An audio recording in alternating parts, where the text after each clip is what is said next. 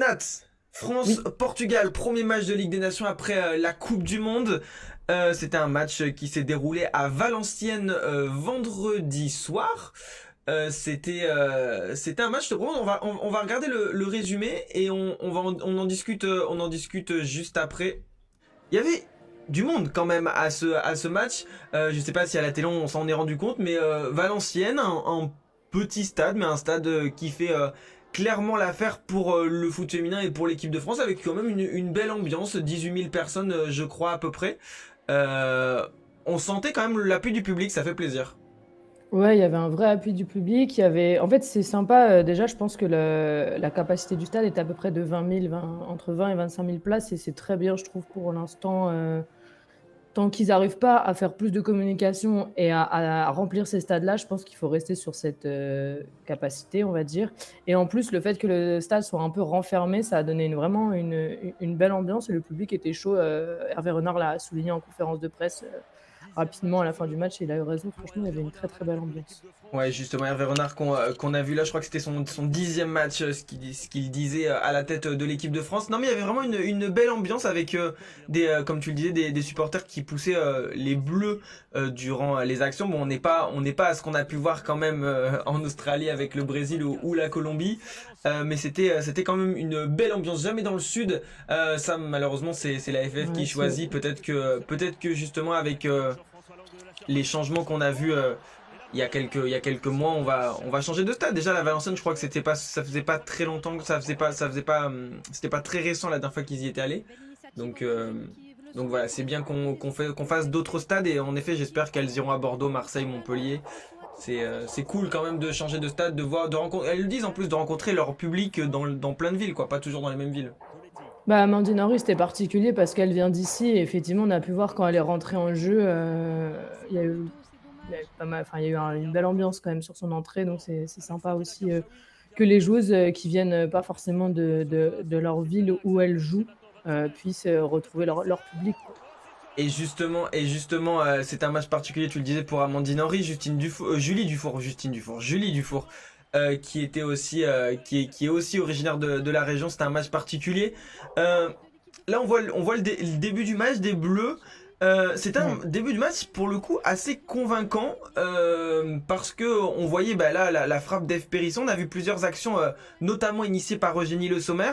Euh, C'était Bah, un déjà, en bon tout début de début, il y match. a ouais, en tout début, déjà, il y a en première intention, la frappe de Reine Jean-François et franchement, c'est pas une joueuse, c'est vraiment il avait aligné un milieu très, très défensif. C'est pas une joueuse qui prend habituellement sa chance. Elle revenait de blessure, elle avait pas pu participer à la coupe du monde à la dernière minute à cause d'une blessure. Là, elle remettait le maillot bleu. Ça fait plaisir de la voir prendre sa chance comme ça en début de match. Très belle parade de la gardienne d'ailleurs. Et déjà, après, ça mettait un peu le ton du match, ça a réveillé le public, ça a fait du bien pour commencer. On n'a pas été en réussite sur les coups de pied arrêtés, sur les corners, je trouve. Pourtant, ils n'étaient pas forcément mal tirés par Selma Bacha. Et après, derrière, il y a cette frappe de loin aussi de F. Périssé qui est vraiment très, très belle. C'est fou la puissance qu'elle arrive à mettre avec si peu d'élan. Et malheureusement, c'est une barre. Ouais, parce que c'est justement ce que je trouvais qui nous manquait en Australie, peut-être cette prise d'initiative, ces frappes de loin, c'est quelque chose qu'on était plutôt habitué à voir avec Charlotte Bilbao, Marion Torrent, des profils qui aimaient frapper de loin. Ça parlait dans le chat tout à l'heure de Kaira Amraoui, on en parlera peut-être un peu parce qu'elle elle a fait une sortie encore médiatique aujourd'hui. Mais, euh, mais voilà, c'était quelque chose qu'on était forcément plus habitué avec ces profils-là. Je trouve qu'on a un peu perdu quand même, mis à part, on le verra avec Selma Bacha ou F. Périssé là qui a pris sa chance. Ouais.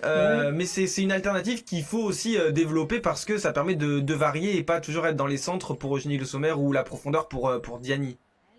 Bah, surtout, c'est un truc que tu peux essayer une fois dans le match si tu sens que ton pied il est pas enfin, que c'est pas ton soir ou quoi que ce soit. Il y a des soirs, hein, où on le sent que la balle elle part bien, qu'on est à l'aise. Là, les 2 elles réalisent vraiment 2 très belles frappes, donc c'est vrai que ça tu te dis: «Bon, bah, pourquoi pas si tu as du mal?» Alors c'est toujours mieux de pouvoir, aller au but en jouant et en rentrant dans la surface et voilà, mais si c'est un peu bloqué, je trouvais que la défense du Portugal était assez bien alignée parce que c'était un petit peu les faiblesses qu'on avait notées nous au mondial ou quoi que ce soit qui nous faisait un petit peu peur sur le Portugal. Pour le coup, elles avaient bien travaillé pour avoir une bonne défense, mais c'était une bonne initiative de la part des deux. Après, il y a Sandy Toletti aussi, qui est une joueuse qui tente aussi un peu de loin. Mais ouais, c'est sûr que dans l'équipe de France actuelle, on n'a pas beaucoup de joueuses qui vont tenter leur chance. Maintenant, il y a le retour d'Amandine Henry. Peut-être qu'elle va nous ressortir Quelques frappes. quelques frappes dont elle a le secret. C'est vrai qu'on se rappelle tous, et je pense les supporters lyonnais s'en rappellent encore mieux que nous de cette frappe magistrale, et je pense qu'il restera dans l'histoire du foot féminin en tout cas, mais foot en général face au Barça en Ligue des Champions. Et là justement on voit le premier but qui est intervenu assez rapidement, hein, 26e minute, avec une action quand même qui reflète bien ce qu'on avait vu sur le début du match. C'était un côté qui fonctionnait bien, le côté Diani Le Sommer avec Périssé. On sait que les deux ont commencé à jouer ensemble durant cette Coupe du Monde avec le retour de Le Sommer, mais là c'est pour le coup une action plutôt intéressante qu'on avait rarement vu, un schéma de 1, 2, 3, et c'est tout simplement, je trouve, très beau. Bah, la force de FPRC, c'est de casser des lignes, je trouve, avec une simple passe. Maintenant, elle a été en difficulté défensivement, ça a été mon avis. Et là, en revoyant le match, je l'avais senti déjà au bord du terrain parce que j'étais de son côté, qu'elle était vraiment mise en difficulté. Et je l'ai ressenti là en regardant le match en replay. Mais c'est sûr que par contre, quand elle est balle au pied et qu'elle a entre guillemets le courage d'aller vers l'avant et pas de rejouer trop derrière ou d'aller chercher la 6 comme Aurélien Jean-François, elle est capable de vraiment techniquement faire des super belles passes pour casser des lignes. Là, elle trouve parfaitement Eugénie Le Sommer, la déviation est parfaite. Après, la gardienne, on en a parlé un petit peu Clément ensemble après le match. La gardienne, bon, normalement, je trouve, bon, on n'est pas gardien, mais Non, elle doit faire mieux, elle doit faire mieux en tu effet. dois pas prendre aussi facilement un but sur ton côté. Elle doit au moins bloquer son poteau quand même. Donc voilà, maintenant, voilà, c'est Gayoro qui délivre un petit peu le groupe. Elle l'avait déjà fait dans d'autres matchs avec les Bleus. Donc Ouais, c'est une belle action, ça fait plaisir. c'est intéressant de voir aussi cet apport offensif que Grace Gayoro peut apporter. Justement, on en a parlé avec elle en conférence de presse à la fin du match, et elle nous disait que dans ce système-là, où elle jouait avec Oriane Jean-François et Sandy Toletti, elle se sentait plus numéro 8 et moins numéro 6, donc plus offensive et moins défensive, parce que c'est vrai que quand tu as une Kenza Dali, je pense qu'elle privilégie aussi la technique de Kenza Dali qui peut peut-être plus apporter offensivement, donc elle se restreint peut-être un peu. Là, elle disait qu'elle était complètement dans son élément, et ça se voit parce qu'elle s'est projetée vers l'avant, et je trouve que c'est dans ce schéma-là qu'elle est intéressante, et là on le voit techniquement, bah, c'est bien réussi avec Diani, Gayoro. Bon, Gayoro et Diani, elles jouent ensemble au PSG. Maintenant, c'est Diani, Le Sommer, elles se connaissent toutes bien. Mais ouais, Mhm. la déviation de Le Sommer, c'est un petit bijou. Et ouais, la gardienne, elle doit mieux faire quand même. Mais ça récompense en fait cette superbe action française que j'aurais aimé voir plus souvent dans le match. Si, Ouais, si, ouais, si ouais, on, c'est si on clair. spoil. C'est exactement ça. C'est qu'on voit des petites brives de petites actions collectives, mais il y a un gros manque. Je sais plus qui a dit au tout début du live un match assez pauvre, ou je sais pas quel mot avait été employé. Et c'est vrai que c'est le gros souci, je trouve, dans cette équipe de France actuellement, c'est que des cheminements de passe comme ça, on en voit très peu. C'est un jeu très direct, et parce que techniquement, c'est pas encore très propre. Donc là, faut souligner que le but, il vient quand même d'une belle action collective, c'est vrai. Là justement, on voit le sommaire qui était vraiment, alors j'allais dire sur la première mi-temps, mais sur le match en entier, la joueuse un peu qui est sortie du lot parce que techniquement, elle a été tout simplement hyper propre, et ça fait encore plaisir de voir qu'elle surfe un peu sur sa forme de la Coupe du Monde, même si à Lyon, elle joue aussi en ce moment. Il y a eu un match, enfin 2 matchs avec le trophée des championnes, mais ça fait plaisir de voir une Eugénie Le Sommer tenir sur la durée, parce que bah, on a toujours ces questions physiquement. Alors même si elle nous étonne, elle nous a étonné un peu à la Coupe du Monde. Voilà, c'est toujours l'interrogation, et on voit qu'elle continue à être affûtée, et elle a fait encore une très bonne performance, surtout techniquement, où elle a beaucoup apporté dans la justesse technique qui a manqué en deuxième mi-temps. Surtout, on va le voir, mais elle a fait un grand bien, Eugénie Le Sommer, dans tout ce qu'elle a fait. Génie, elle est incroyable. Moi, franchement, elle m'étonne. Et comme tu dis, on la connaît, elle marque l'histoire du football français, mais elle continue de nous impressionner, de nous étonner, parce que, parce que je trouve qu'elle apporte ce qui manquait en fait depuis quand même un petit moment, depuis son départ en fait dans l'équipe de France, qui malheureusement n'a pas pu être remplacée par Katoto parce qu'elle se blesse derrière. Mais c'est vrai que elle est ce point d'appui qui est impressionnant, et qui permet aux autres joueuses d'avoir beaucoup de liberté. Malheureusement, offensivement, je pense que là où ça pêche, c'est que en fait, Diani, et ça a été dit un peu dans les commentaires, n'est pas encore au niveau, je trouve, sur ces derniers matchs. elle disparaît beaucoup pendant la rencontre et c'est dommage parce que je pense qu'avec une Diani en très grande forme qui prendrait un peu plus la profondeur et qui jouerait un peu plus sur ses qualités, et ben, ça mettrait encore un peu plus en valeur le travail de Gino Sommer et ça serait encore plus tueur sur Ouais, le et terrain, c'est quoi. justement ce qu'on avait vu face au Maroc, le match où ça a peut-être le mieux fonctionné entre les deux joueuses à la Coupe du Monde, où il y en a une qui prenait la profondeur, l'autre qui décrochait et qui se retrouvait dans la surface, et c'était très, très efficace. Là, on a vu la tête de Losomar qui a failli encore une fois marquer de la tête malgré sa petite taille, mais son excellent timing et son excellente Ouais, détente. ouais, ça a toujours été une joueuse incroyable de la tête et elle continue de le prouver. Elle est toujours très très bien placée. On a l'impression que le ballon, bah, un petit peu comme Wendy Renard, mais Wendy Renard, elle fait quand même beaucoup plus de centimètres. Mais on a l'impression que le ballon lui arrive toujours sur la tête, mais c'est parce qu'elle sait très bien où se placer. Et par contre, à noter l'enchaînement des parades de la gardienne qui s'est bien rattrapée pendant tout le match et qui a fait Ouais. un énorme match, hein, parce La- que c'est la- pas la gardienne c'est ça, titulaire c'est du la gardienne Portugal. numéro 2 qui avait joué seulement un Mhm. seul match pendant cette Coupe du Monde et elle a très bien assuré son rôle. Et Ouais, là, on voit quand même, et je pense qu'il va falloir en parler, il n'y a pas but, c'est petit ouais. filet, mais il y a eu quand même beaucoup de largesse défensive. Je vais mettre la compo juste après, on va plus parler de l'équipe de France peut-être dans sa globalité. Mais on s'est quand même fait peur et on a été quand même mis en danger par cette équipe portugaise sur certaines phases de jeu, mais qui était en fait due à nos erreurs. Et c'est quand même plus ou moins inquiétant. On parlera aussi de Constance Picault qui a pas fait un match forcément rassurant. Mais voilà, tout n'a pas été parfait, loin de là. Et même moi, j'ai trouvé sur certains aspects inquiétants pour ces Bleus. Ouais. Bah, inquiétant parce qu'on se met en danger tout seul, en fait.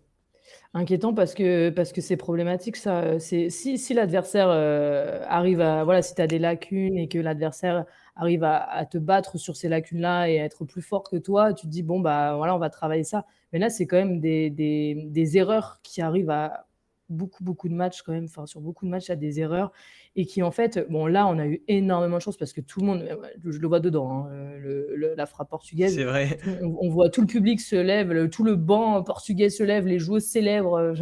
On le voyait tous dedans. Et en fait, bah, c'est des choses qui peuvent relancer un match. Là, il n'est pas dedans, mais Et j'ai tu même, relances un match sur une erreur. Et j'avais même pas vu, le score était de un partout. Regarde. ouais, ouais, Euh, ah, j'avais pas vu qu'ils avaient. Ah ouais, punaise, ils, mais ouais, non. ils Ah ont ouais, c'est fou ça. Ah, mais je te dis, il y a eu un partout pendant quelques secondes. ah ouais. Ah ouais, j'avais même pas vu. Mais parce que c'est vrai que moi, j'étais à côté du but, du coup, et en fait, je suis en serré sur la joueuse qui tire, et pour moi, j'ai toutes les photos. Et tu regardes la photo, on a l'impression qu'elle a marqué, hein. Enfin, vraiment, tout laissait croire que la balle était dedans. Et c'est vrai que là, bah, voilà, si tu arrivais à 1-1, bah, on ne sait pas comment le match se serait terminé. Et en fait, ce but, tu le donnes. Tu le donnes. Et il y a eu encore une action en début de match aussi, une mauvaise sortie De Constance, de Constance et une mauvaise communication avec Isa de Almeida qui, pareil, peut mettre toute l'équipe en danger. Et je trouve que ça. Là, aujourd'hui, c'était Constance Picault, c'était la défense parfois, mais ça peut être le milieu de terrain qui perd des ballons aussi dans des phases de jeu dangereuses. Donc, c'est vraiment un gros problème, honnêtement, ouais, vraiment. on va en parler, hein. J'ai mis la compo, on va en reparler. Juste après ça, peut-être ligne par ligne pour voir qu'est-ce qu'on peut améliorer pour le match face à l'Autriche, justement, et avoir aussi votre avis. Parce que là, on parle du bijou de Selma, justement. L'éclair un peu de cette seconde mi-temps, ça a été Selma Bacha. Alors Selma Bacha, on en a beaucoup parlé ces dernières semaines où on disait qu'avec ce nouveau poste, elle devrait cadrer ses frappes. C'est-à-dire que elle n'a pas encore tous les automatismes et tous les réflexes d'une attaquante. C'est normal, c'est pas forcément son poste. Mais il lui manquait et il lui manque encore parfois ce réalisme et ce sang-froid en fait pour réussir la finition. Et durant ce match, elle a tenté 3 fois, je crois, de tirer 2 ou 3 fois. Et la quatrième, du coup, a été la bonne. Elle inscrit ce magnifique but. Parce qu'il n'est pas évident à mettre, il est loin, il y a la puissance, il y a la précision, bah, il est magnifique. Bah, c'est surtout que là où c'est important pour elle d'améliorer son jeu offensif et son efficacité devant le but, c'est qu'en fait, c'est des attaquantes qui permutent énormément. Pendant tout le match, Eugénie Le Sommer, Diani et Bacha ont énormément permuté. Donc, il va avoir des phases de jeu où elle va se retrouver, entre guillemets, en position de neuf. Il y a un moment donné, elle va se retrouver dans cette position-là, et là, à un moment donné, il faudra le mettre. Donc là, c'est très très bien qu'elle inscrive. Après, je reste encore persuadée que pour moi, la gardienne n'est pas bien placée, elle n'anticipe pas la frappe et la main n'est pas assez ferme pour arrêter la frappe. Mais elle a tenté sa chance de loin, la frappe est très belle et c'est très beau de marquer un but comme ça. C'est seulement son deuxième but en bleu Son et deuxième. Et on se il rappelle est du très premier. très important parce que la France avait besoin de se mettre à l'abri. Donc, Je sais pas les non, amis, je sais pas si on peut retrouver le premier but de Bacha. On va se le regarder. Je crois que c'était face à l'Australie qu'elle l'avait marqué en match amical. Je sais pas si on peut retrouver ça. Le but de Bacha face à l'Australie. Non, c'était face au Pays de Galles. C'était face au Pays de Galles, pardon. Je confonds les maillots parce que c'était un maillot jaune, je crois. Ça doit être ça. Et voilà, c'est ce magnifique but que Selma Bacha avait inscrit, je crois, en toute fin de match. Il me semble, si je ne me trompe pas.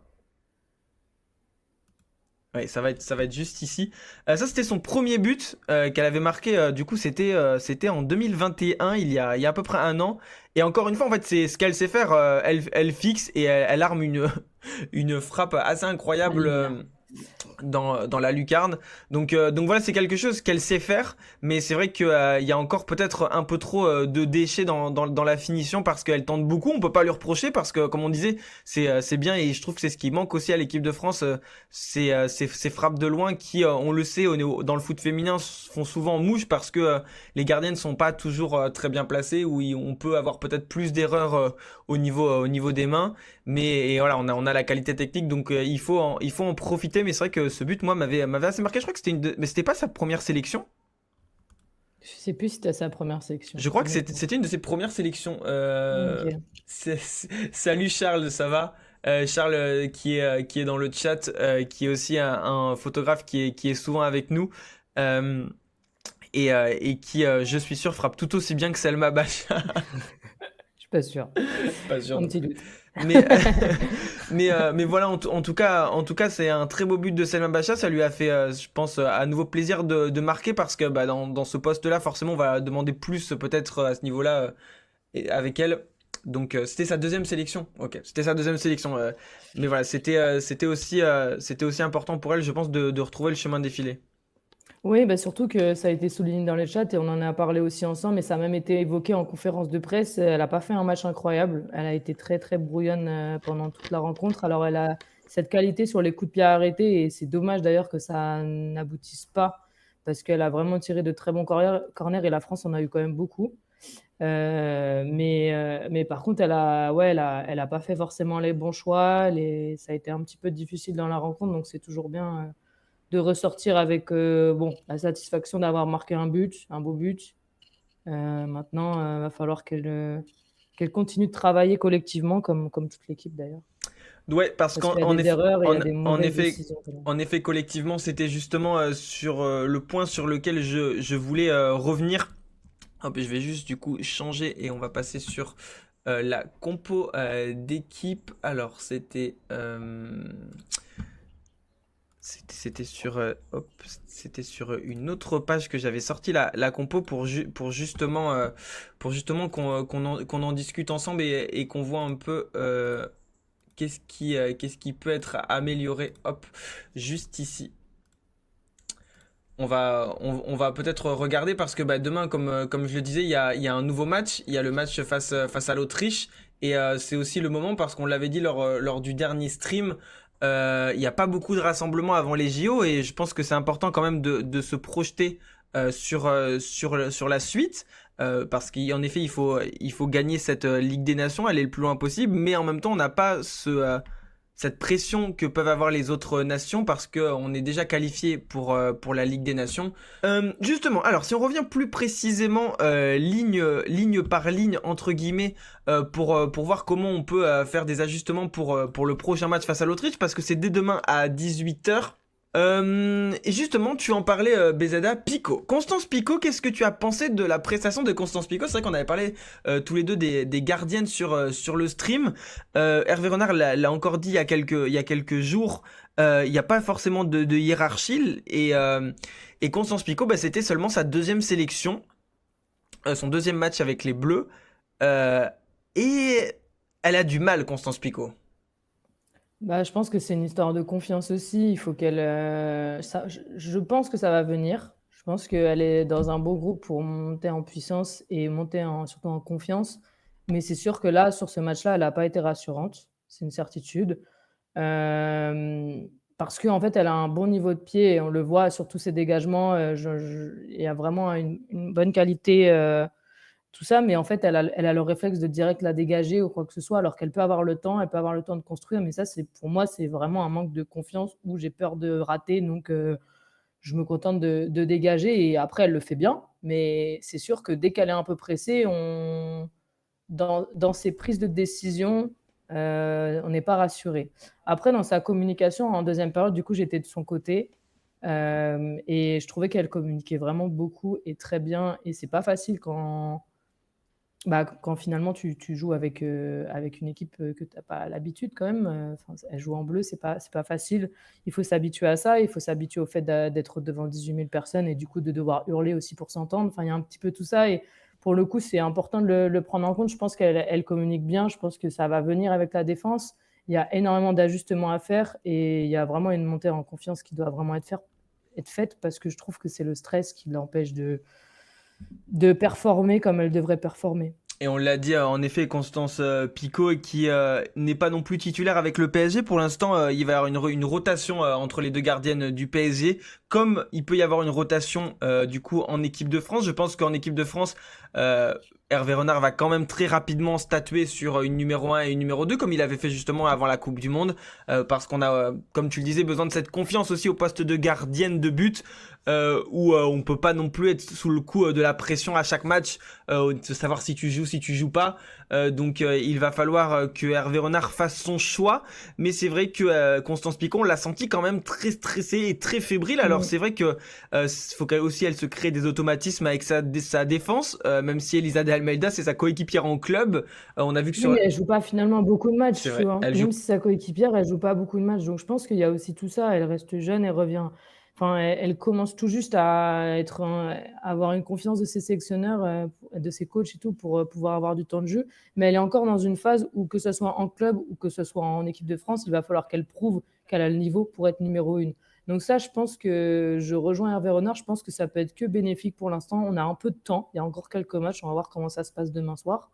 Mais on a un peu de temps pour se dire, bon, il va falloir regagner sa place, retravailler. Et je pense que c'est comme la concurrence est saine, et il l'a très bien dit, on l'a senti, nous deux, on l'a senti à la Coupe du Monde quand on avait Solène Durand, Pauline et Constance en interview. Elles s'entendent très bien. Je pense que la concurrence est très, très saine. Je pense que ça va être pareil au PSG.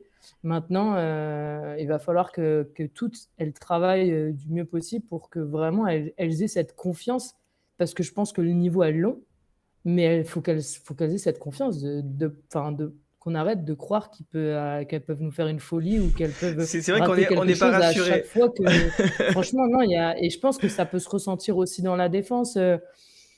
Enfin voilà, c'est compliqué aussi. C'est important de ressentir le fait de pouvoir ressortir avec ta gardienne, de pouvoir jouer tranquillement, de pouvoir gagner du temps ou quoi que C'est ce vrai qu'on soit. a, on a Et senti Elisa de Almeida qui n'est pas en plus forcément la joueuse la plus sereine dans ses décisions ouais, et ouais. dans ses choix, être quand même assez déstabilisée par la sortie de Constance Picault.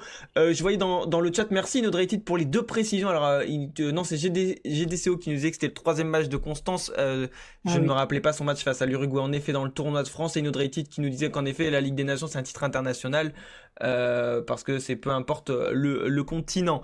Donc oui, Constance Picault, de bonnes choses en soi, elle a pas eu grand chose à faire, mais c'est vrai que il faut qu'elle retrouve de la confiance, et que peut-être que du coup le choix d'Hervé Renard de lui accorder du temps de jeu après les prestations décevantes, et il l'a dit à demi-mot quand on l'a interrogé, Hervé Renard, dessus en conférence de presse, il est pas content entre guillemets de ce qu'a pu montrer Pauline Perromagnan, en tout cas pas totalement satisfait de ses prestations. On peut le comprendre, je pense qu'on l'a tous vu à la Coupe du Monde, que Pauline Perromagnan n'était pas dans la meilleure forme qu'elle ait pu connaître en bleu. Donc il fait tourner et il relance un peu la concurrence à ce niveau. Il a dit que ça serait forcément que du positif pour l'équipe de France, que les gardiennes soit en concurrence et se tire vers le haut parce que comme tu le disais, si la cohabitation entre les trois se passe bien, bah, ça peut que être bénéfique pour vous pensez demain c'est Pauline Perromagnan ou Constance Picot. Moi je pense qu'il va continuer à faire confiance à Constance Picot pour demain parce que Pauline Perromagnan il l'a vu sur toute une compétition. Donc je Ouais, pense que c'est ce que je me dis. J'ai peur qu'ils mettent Pauline Perromagnan parce que pour garder son idée de jeu tourne et tout, mais je trouve qu'un match pour, entre guillemets, montrer tes performances, c'est peu, je trouve. Donc c'est bien aussi bah là, elle va travailler, elle a enfin, elle va travailler, elle a sûrement déjà travaillé son match, et j'espère pour elle. Elle a gommé, elle a retravaillé avec tout le staff ce qu'elle a pu bien faire ou moins bien faire ou quoi que ce soit, travailler à l'entraînement. Donc, dans la logique, si on veut continuer dans l'évolution de Tagarnier et voir jusqu'où elle est capable d'aller ou ce qu'elle peut sortir, il faudrait continuer à lui faire confiance et, euh, et la garder pour demain. Maintenant, ça reste encore assez flou. Mais il a relancé une concurrence qui est importante et on a vu ce même discours quand il avait relancé la concurrence, et on va en parler pour F. Périsset aussi sur son côté, qui en fait étaient des joueuses qui commençaient à être un peu dans un fauteuil parce que manque de concurrence justement. et justement, tu en parlais, si on passe à la ligne de dessus, du coup, la défense, on avait une défense à 4 avec Karchaoui, Renard, De Almeida et Périssé. Alors, Wendy Renard, bon, je vois qu'ils ont mis des notes, je suis pas tout à fait d'accord avec leurs notes, mais je pense que c'est plus des notes basées sur les stats que sur la performance. Wendy Renard, elle a fait un match serein et voilà, comme on la connaît, même s'il y a une ou deux actions où je trouve qu'elle est un peu en retard dans les courses. Au niveau de la défense, le point qui, selon moi, mais je crois que c'est la même chose selon toi, et vous allez me dire dans le chat si c'est pareil pour vous, tu le disais, c'est F. Périssé.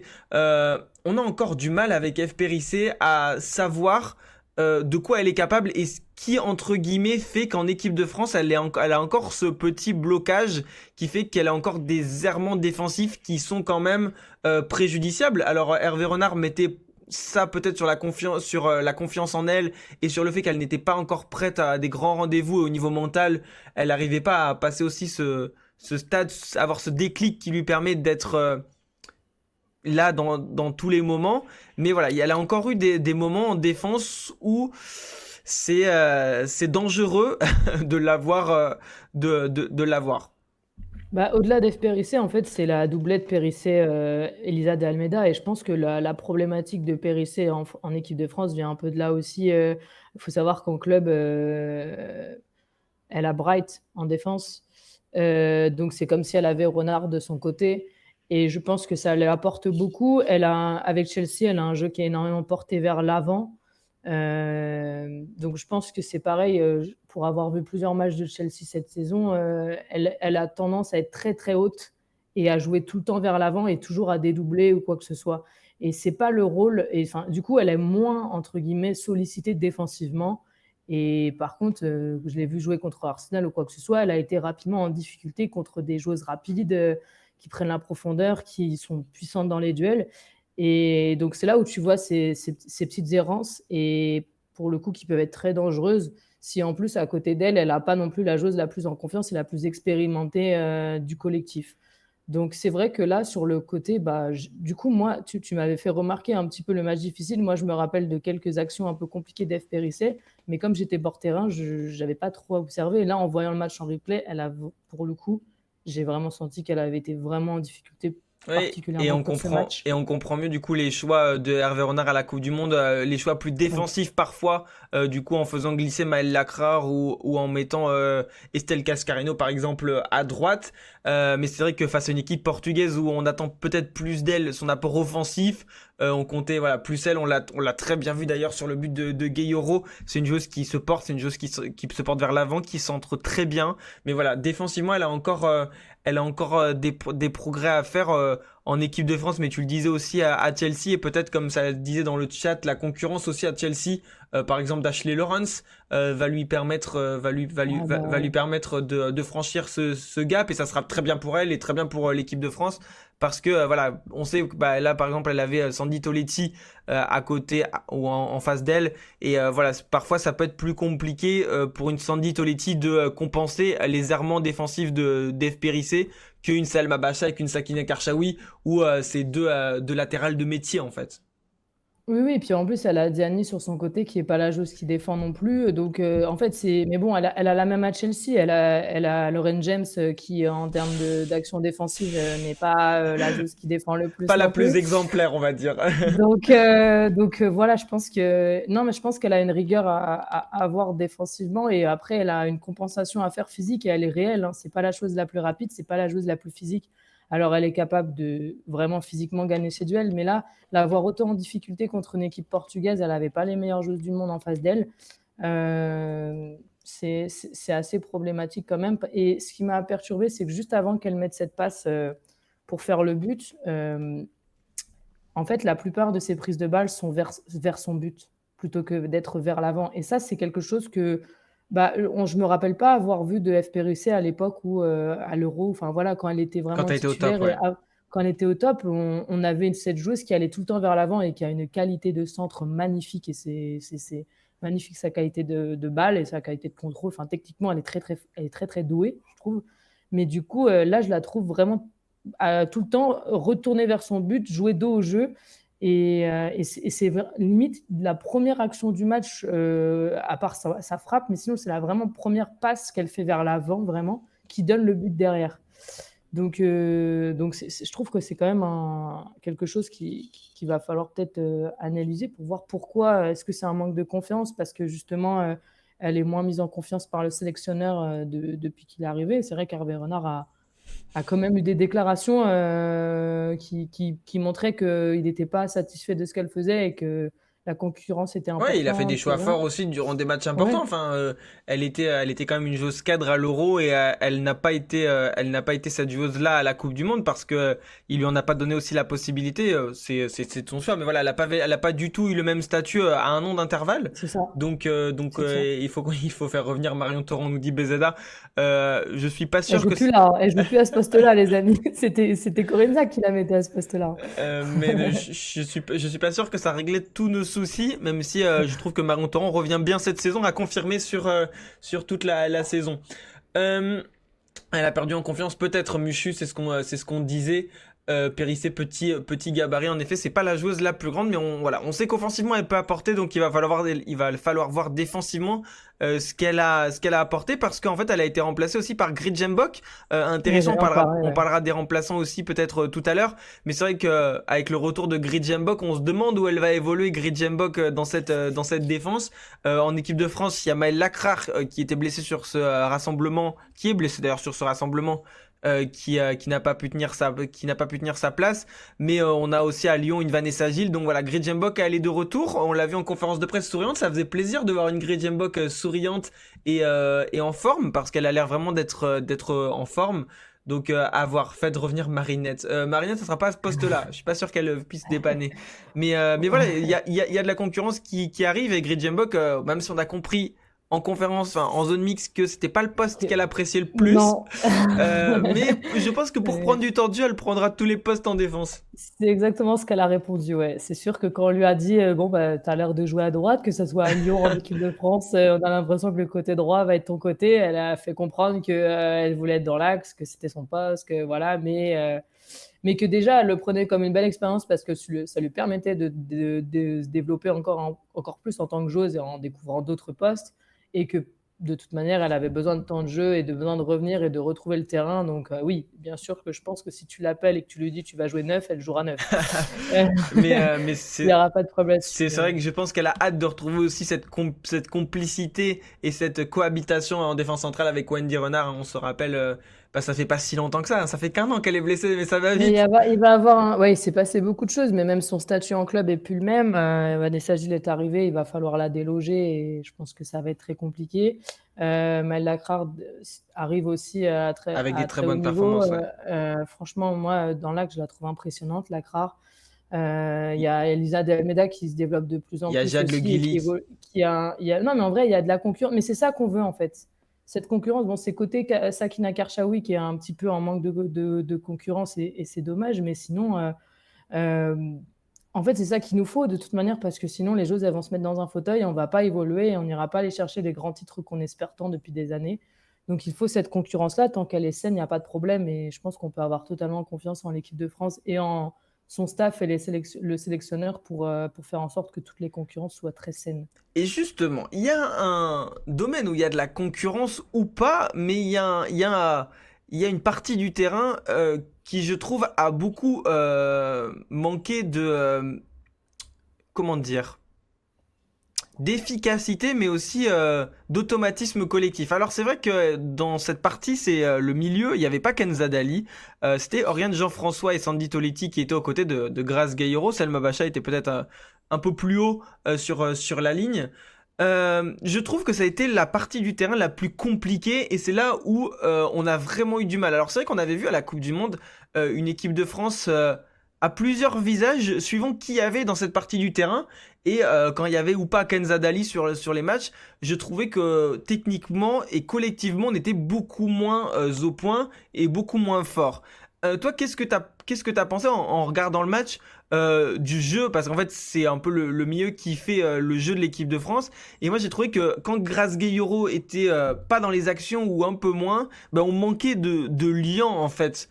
Et on manquait de force collective. Et c'est un peu ça qu'on trouve chez les Espagnols, chez les Anglaises. C'est ce cœur de jeu où, on l'a dit en plus quand on a vu la liste de la Coupe du Monde, on a les ressources, on a plein de joueuses qui pourraient jouer, mais je trouve que Hervé Renard a pas encore trouvé la recette à cet endroit du terrain.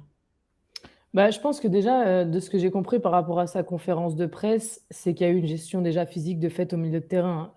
C'était prévu et c'était acté que Oriane Jean-François allait jouer 1 heure et que Amandine Henry allait la remplacer après. Ça, c'était ce qui était acté. Donc bon, déjà, ça explique un petit peu des choix et ça explique comment il a un peu construit son milieu de terrain. Maintenant, c'est sûr que quand j'ai vu la composition, j'ai trouvé que c'était un milieu de terrain beaucoup trop défensif, donc beaucoup trop cisailleur, on va dire. Mais du Ouais. coup, pas dans la création. Et c'est ça un peu qui manque, c'est qu'on a tendance à avoir un jeu tellement direct et pas être dans la création de jeu. En fait, il manquait un peu ton numéro 10, ton 8-10, qui du coup, là, ça a été un peu Gueyoro parce que le fait d'être avec Toletti, Aurélien Jean-François, je pense que la grosse particularité, c'est que ça donne une liberté offensive à Gueyoro. Ça, c'est une certitude. Qu'elle n'a pas forcément quand effectivement on a dit quand il y a une Kenza Dali ou quand il y a ou même une Clara Matteo qui va prendre aussi de la profondeur ou quoi que ce soit, bah, ça oblige Gueyoro à redescendre un peu plus. Mais c'est sûr que, par contre, en fait, tu te brides de, de ta qualité technique, même si, pour le coup, là, c'est pas facile, la situation d'Oriane Jean-François, de revenir aussi de blessure et d'arriver dans ce collectif-là après la Coupe du Monde. Je trouve qu'elle a vraiment une qualité technique aussi. C'est une petite jeune en devenir qui peut apporter énormément et qui a une vraie qualité de relance, je trouve, dans la récupération de balles et dans la première passe derrière. Mais ce n'est pas une joueuse qui va se projeter particulièrement vers l'avant. Donc, pour moi, l'association Oriane Jean-François Toletti, c'est trop Dans ce registre-là. dans ce registre-là, c'est trop de joueuses au milieu de terrain. Tu t'enlèves l'opportunité d'avoir un peu plus de création de jeu. Ça, c'est mon ressenti. Maintenant, il n'y avait pas Kenza Dali. Qui est blessé, Amandine hein, Henry était sur le retour physiquement, qui est qui était blessé, blessée, Kenza Dali. qui est blessée, bien sûr. Amandine Henry était sur le retour physiquement aussi, tout. Donc, je sais que ce milieu de terrain, moi, il m'a fait peur pendant le match. Enfin, il m'a fait peur et il m'a pas fait plaisir parce qu'on ne créait pas de jeu. Mais je sais que c'est pas le milieu de terrain qu'on aura aux Jeux Olympiques, par exemple. Oui, mais Donc, comme on le dit souvent tous les deux, on n'est pas aussi à l'abri d'une blessure de Kenza Dali non, mais plus bien sûr. longue ou de même de Grace Gayoro qui justement, comme ça le dit dans le chat, a quitté le rassemblement hier parce elle a été touchée durant le match à la cheville. Je crois rien de grave, elle nous avait dit, hein, mais je pense qu'ils veulent pas prendre de risque pour ce match-là. Il y a un PSG-OL en plus, donc je pense que le PSG a peut-être passé un coup de fil à l'équipe de France en disant on la veut 3 jours au repos pour pouvoir la Vous faire êtes sûr jouer. d'en avoir besoin pour l'Autriche? D'accord. Hein, vous savez, je crois qu'il y a plus de place dans l'avion pour elle, donc Paris c'est très bien. On a perdu un billet. Est-ce que vous pouvez la ramener, s'il vous plaît? Non, mais je crois que c'est ce qu'elle avait l'air de dire en zone mixte, une joueuse lui est retombée Ouais, dessus, c'est je ça. crois, Une joueuse lui est et retombée, elle ça a attendait un de peu pouvoir tourné. Ouais, elle attendait de pouvoir sortir, mais le jeu a fait que la balle ne sortait pas, donc elle devait rester sur le terrain et au final, elle a pu sortir en même temps que Salma Bacha, célébrait son but. Elle est sortie discrètement et voilà, elle a Mais pu, voilà, on magnifique. voit qu'elle a été très importante grâce Gueye sur ce match. Je trouvais vraiment que c'était la meilleure au milieu de terrain dans ce rôle de 8. Et justement, on va en parler, Amandine Henry, qui a fait une rentrée convaincante. Elle a pas joué très longtemps, mais elle a quand même réussi à se procurer quelques actions et mettre ce qu'elle sait faire en fait, c'est-à-dire de l'impact, de la transition, ce qui manquait aussi peut-être à cette équipe de France, surtout en deuxième mi-temps. Donc c'est prometteur à voir si elle peut peut-être avoir plus de temps de jeu, sûrement face à l'Autriche, pour voir et se faire une idée, parce que là, c'est vrai que c'est compliqué de la juger sur si peu de temps et sur un retour. Ça faisait depuis 2020, je crois qu'elle avait pas joué Ouais, avec 2 les ans et Bleus. 10 mois, mais après, c'est vrai que ça va être la grosse question, mais malheureusement, je trouve que c'est la grosse question sur quand même pas mal de joueuses en Et on équipe en de avait France. parlé la semaine dernière, Et c'est on ça. en a parlé, c'est la question physique en fait. Parce que le talent, il est là et on le sait, Amandine Henry, je pense que tu perds pas ton talent avec une blessure. Mbok, tu perds pas ton talent avec une blessure. Cascarino, tu perds pas ton talent. Katoto, tu perds pas ton talent. Mais voilà le nombre de joueuses qu'on a qui sont blessées et qu'en fait, on ne sait pas comment elles vont revenir. Alors Amandine Henry, là, revient bien sur quelques minutes. Maintenant, voilà, on va voir si ça tient, on va voir comment ça se passe, on va voir aussi comment ça se passe pendant l'année aux États-Unis. Donc pour moi, tout va être que de la dimension physique pour Amandine Henry parce que je pense que son leadership, son expérience, je pense qu'en plus, elle a peur de rien, elle craint aucun adversaire, pour le coup, la confiance, elle l'a. Je ne m'inquiète pas du tout sur son envie et sur son impact sur le terrain. Maintenant, c'est son physique. Et on l'a vu en conférence, en zone mix, conférence de presse à la fin du match, elle était très souriante et c'était Ah très ouais, agréable de ouais. pouvoir la voir. On a mis un extrait sur nos réseaux et on l'a mis sur YouTube. Ça fait très plaisir de voir Amandine Henry souriante et performante. On espère que ça durera tout simplement pour l'équipe de France. Tu parlais de la condition physique, c'est vrai qu'elle est dans le championnat américain, donc qui n'a pas du tout la même temporalité que le championnat européen, donc à avoir aussi les choix qu'elle va faire à la fin de la saison aux États-Unis pour se préparer au mieux aux JO. Ça sera Ouais. intéressant de suivre ça. Et devant, on avait la doublette Le Sommer Diani. On en a un peu parlé de Le Sommer Diani. On pourra aussi parler des entrées de Béchaud, Matteo et Le Guérec. On a parlé de Le Sommer qui clairement pour moi était la joueuse du match, même si elle a pas marqué, elle a brillé par sa technique et son intelligence de jeu, toujours bien placée dans les bons espaces. Euh, Peut-être voilà comme tu l'avais dit un peu en préambule, Diani qui a été peut-être bah, là je crois que c'était la moins forte justement de l'équipe, mais un peu trop transparente. À voir si le fait de jouer avec le Sommer en club, ça lui permet de trouver des automatismes et la complémentarité entre les deux, même si peut-être qu'au prochain rassemblement, Katoto sera là et on dira plus du tout la même chose parce que tout aura changé en attaque. Ouais. Parce que quand on pose la question, justement, je crois qu'on l'a posé à la conférence de presse juste après le match à Hervé Renard, on lui disait, mais Katoto va revenir au prochain rassemblement. Je crois que c'est déjà acté presque si elle ne se blesse pas d'ici là. Qu'est-ce que vous allez faire? Il fait, bah, je vais m'adapter. Ouais, moi, je veux bien voir comment il va s'adapter avec tout ça. Parce qu'entre les buts de Bacha, les performances de Le Sommer, le statut de Diani, mais en même temps ses performances, ça va être un choix un peu cornélien, comme on dit, mais après, ça fera beaucoup de talent sur la pelouse. Mais je crois que ça va être compliqué de toutes les aligner en même temps. Bah, moi, je t'avoue que ça m'énerve un peu de voir des joueuses sur le terrain qui peuvent parfois enchaîner des performances pas forcément incroyables, alors que tu as pris dans ton effectif des joueuses qui ont ce même profil. Je pense que on en a parlé. Pour moi, Dufour ou Matteo sont aussi des joueuses qui peuvent prendre la profondeur, qui peuvent éliminer en un contre un techniquement. Et Diani n'est pas au top de sa forme. Diani n'est pas la joueuse tueuse qui va marquer des buts parce que si elle a bien appris quelque chose depuis ces dernières années en remplaçant Katoto entre guillemets sur le terrain, c'est qu'elle a appris à être buteuse et à être tueuse devant le but. Et là, elle l'est pas avec les Bleus, donc j'étais un peu ouais, déçue de ne pas voir le sélectionneur faire des choix alors qu'ils peuvent sembler forts, mais en soi, tu mets nos scores, tu es à domicile, tu as pris des joueuses dans ton collectif. Je pense que si tu les as pris dans ton rassemblement, c'est qu'à un moment donné, tu estimes qu'elles méritent de jouer.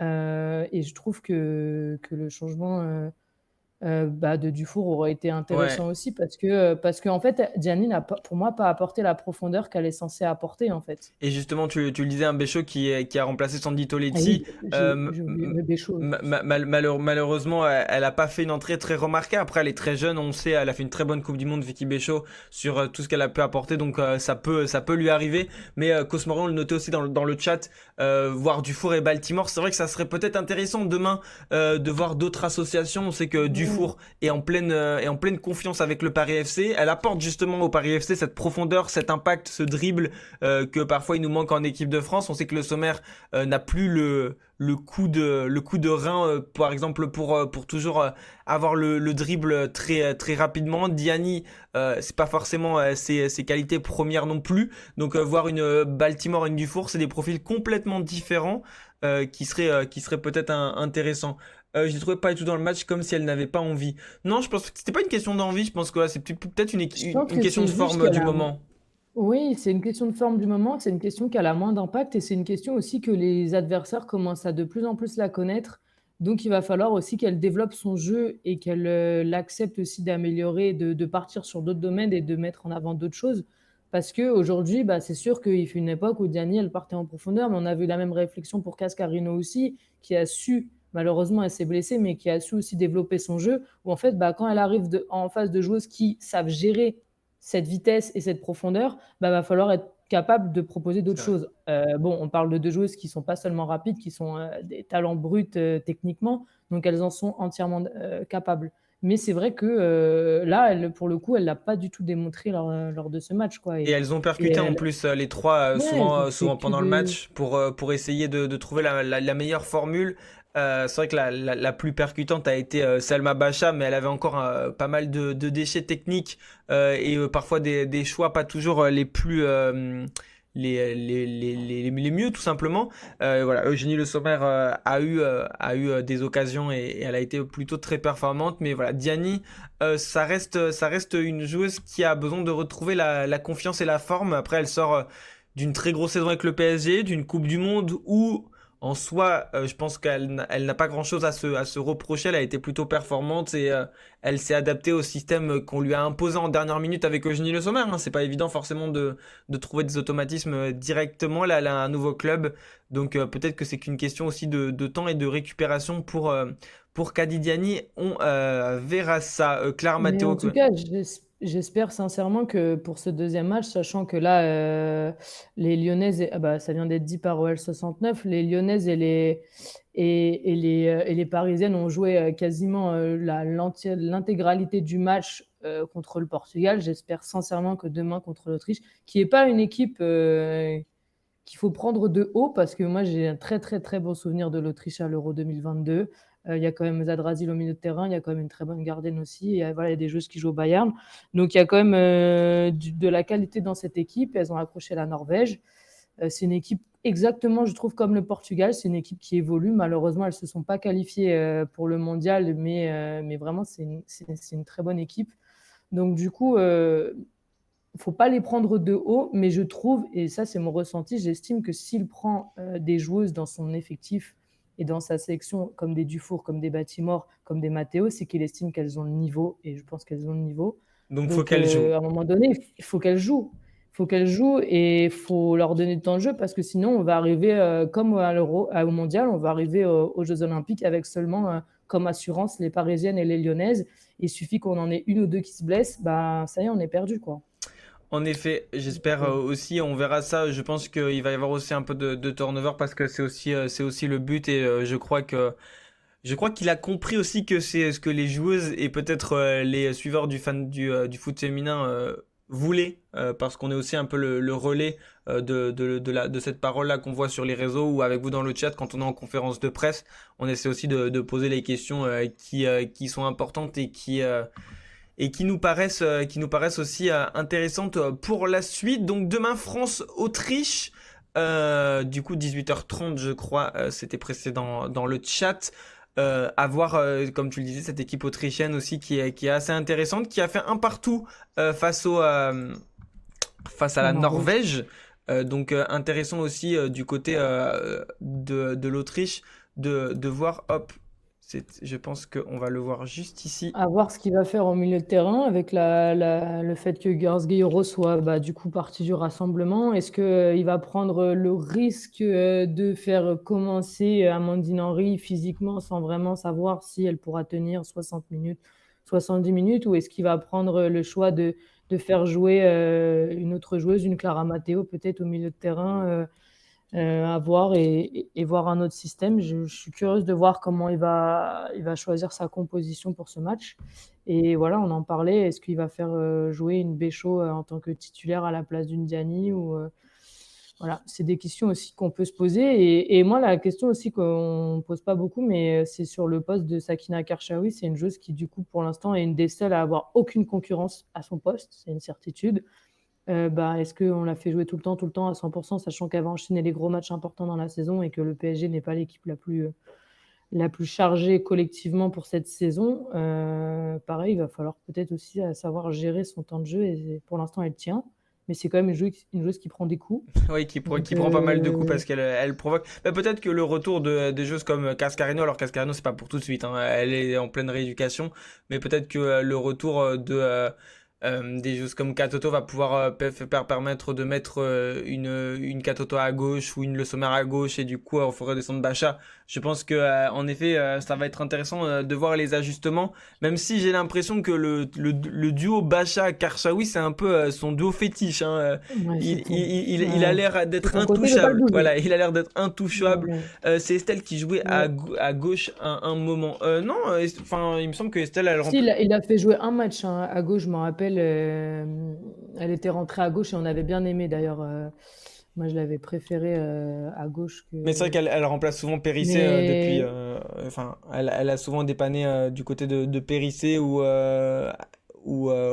Lacrar aussi a joué. Mm. Mais bon, c'est après, oui, effectivement, il avait pris Jade Le Guilly mais là, enfin, tu passes de Sakina Karchaoui expérimentée, voilà, à une Jade Le Guilly. Il faut un entre-deux qui est encore. C'est vrai. Tu sais pas ce qu'elle vaut. Tu sais pas ce qu'elle vaut en Non, vrai. elle commence. Faut la laisser Elle faut pas commence, lui elle commence à jouer avec le PSG justement en D1 Mais Arkema, c'est donc ça. faut peut-être pas brûler les étapes non plus pour. Ouais, faut aussi, voilà.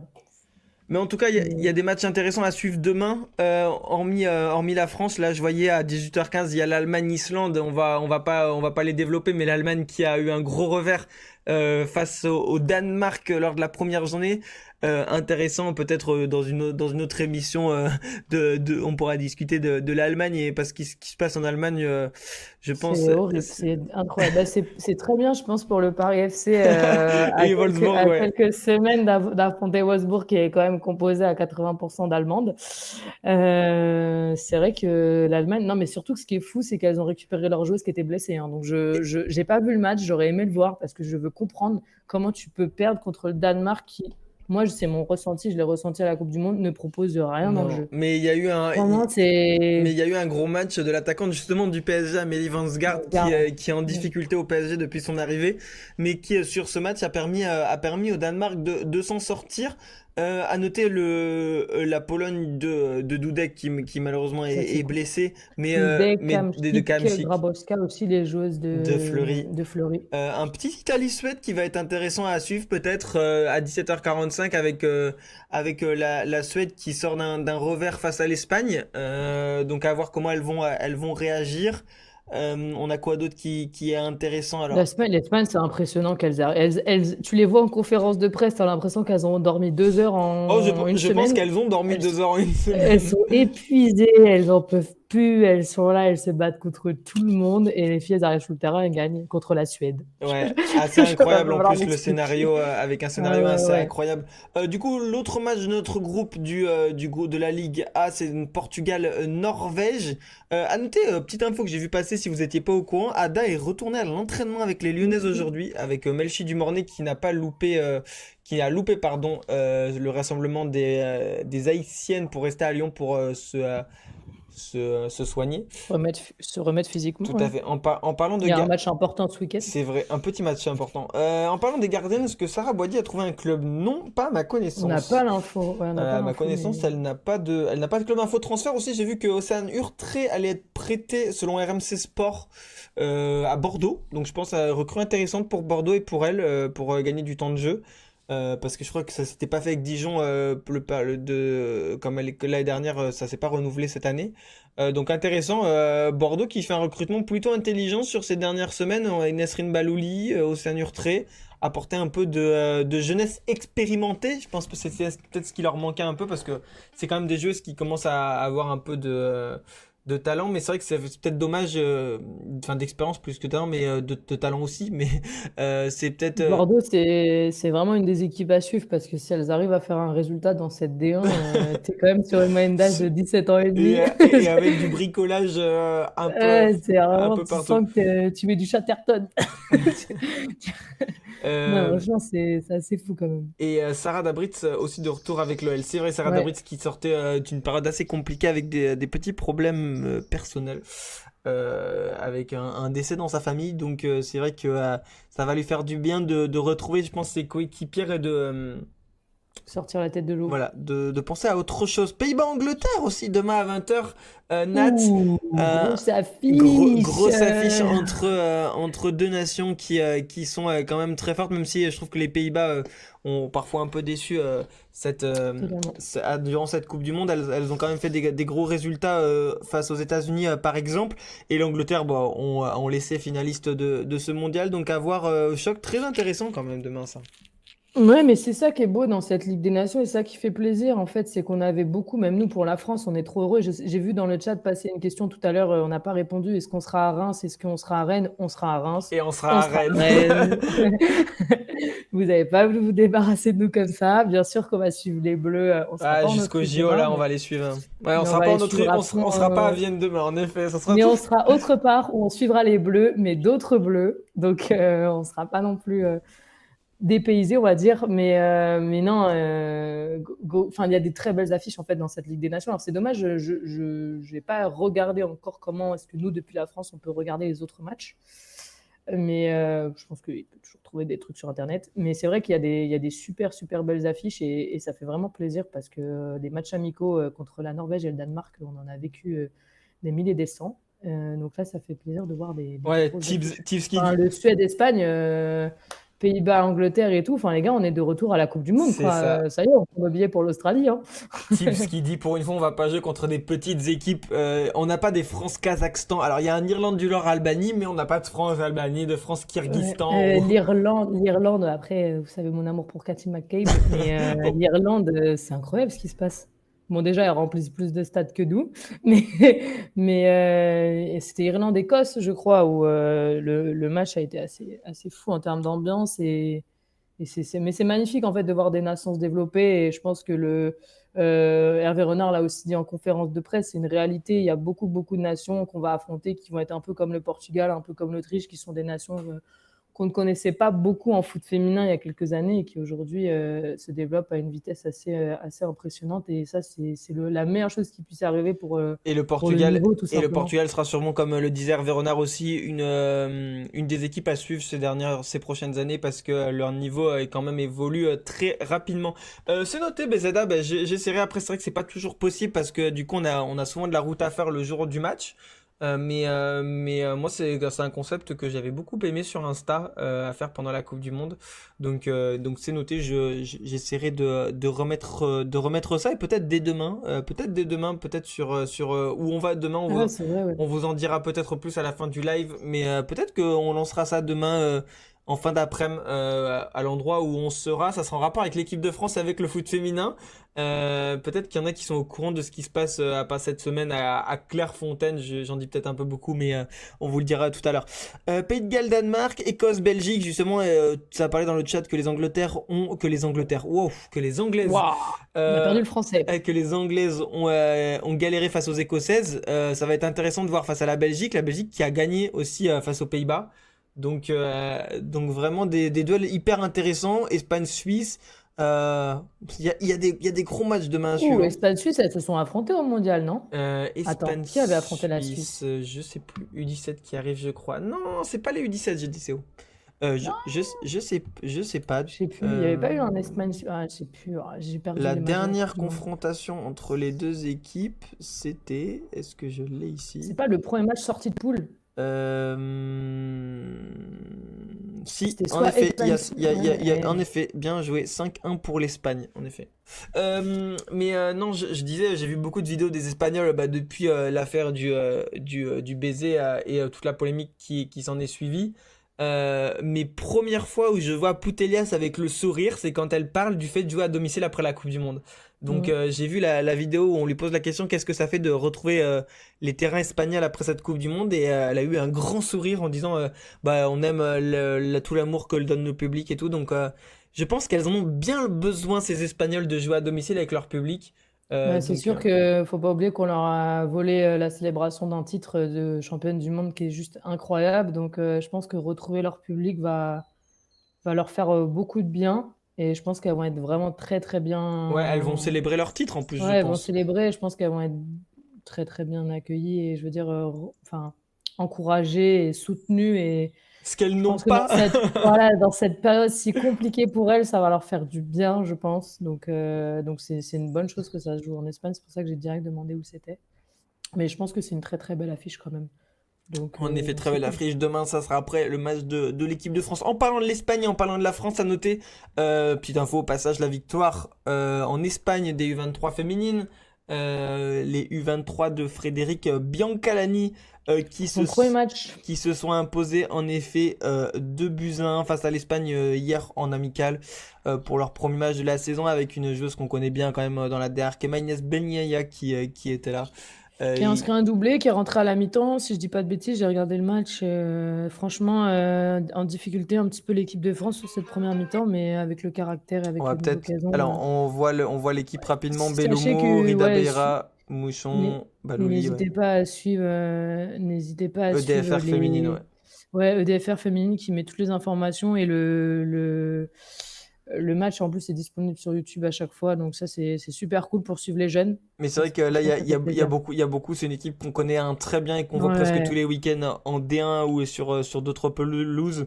En Europe, ça commence aussi à se déplacer. Je vais peut-être, si on peut voir les buts. Alors, l'Espagne avait ouvert le score. c'est en début de deuxième période elle marque les 2 buts en quelques minutes, si je dis pas Ouais, de ça va bêtises. être juste là.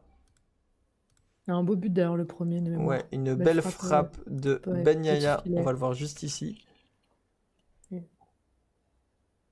Une belle récupération de balle et je crois elle va se le faire tout seul son but Inès Ben Yaya. Oui, elle se le fait tout seul, en effet.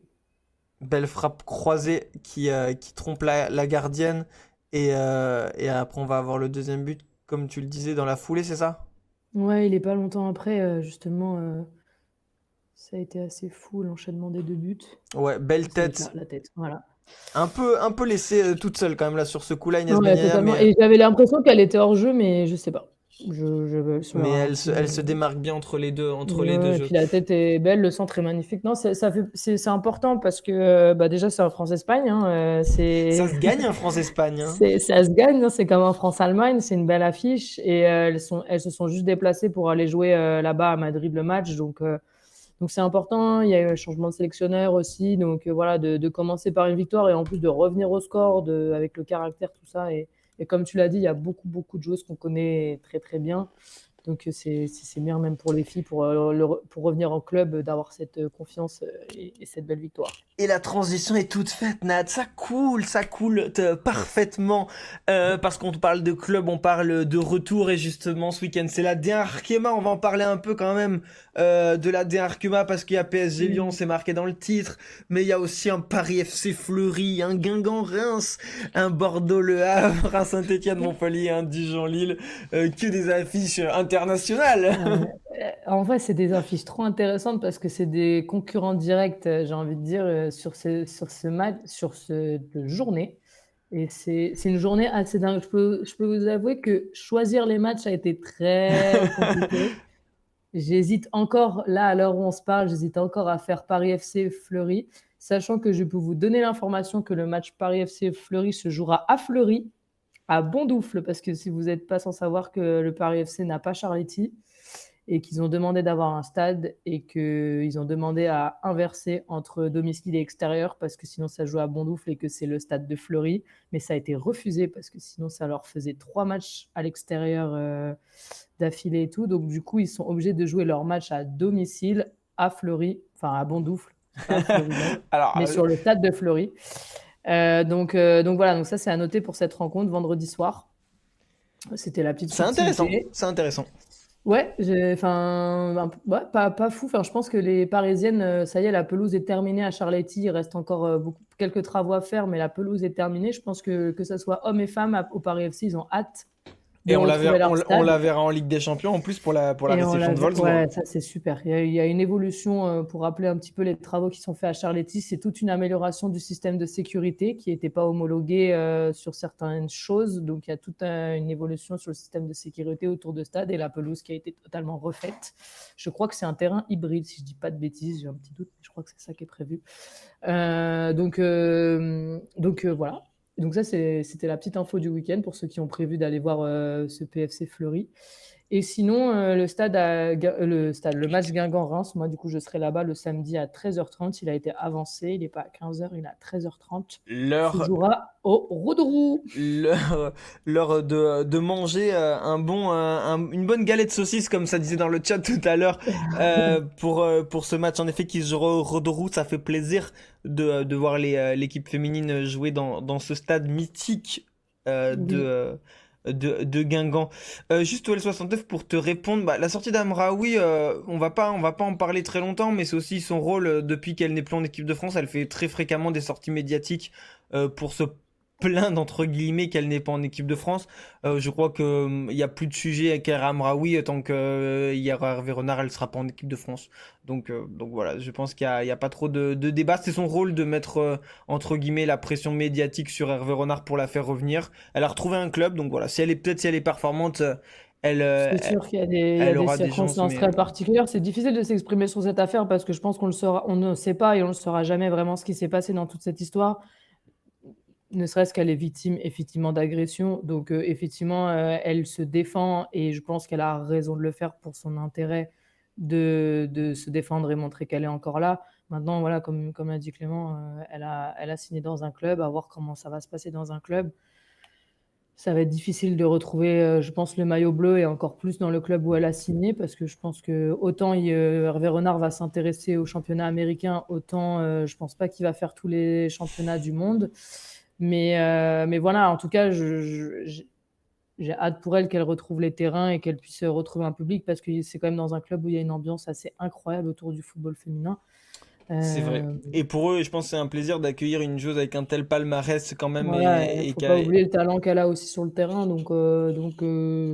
voilà, C'est très bien on qu'elle ait souhaite le retrouvé meilleur. un club, on verra, mais voilà, je pense quand même que pour l'équipe de France, il n'y a plus trop de débat.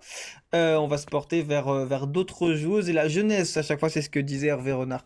Euh, Pas mal Innodrated, pas mal pour le jeu de mots que je ne lirai pas sur ce chat. Ah Euh, punaise, je viens de te comprendre. Eh, j'ai mis 2 minutes avant de comprendre le jeu de mots. Moi, j'étais premier degré. Tu vois, c'est-à-dire, bien Donc, joué, bien joué. donc voilà, choc intéressant par FC Fleury. Ça rappellera les derniers matchs sportivement. Tu parlais toi plus des infrastructures, mais sportivement, ça va être un match intéressant entre deux équipes qui vont lutter pour se qualifier en play-off, avec deux équipes qui ont gagné la première journée. Donc à voir si ça fait un match nul comme on pourrait le penser, ou si une équipe prend le dessus. Ça va être aussi intéressant de voir parce qu'il y a pas mal d'internationales dans les deux clubs aussi.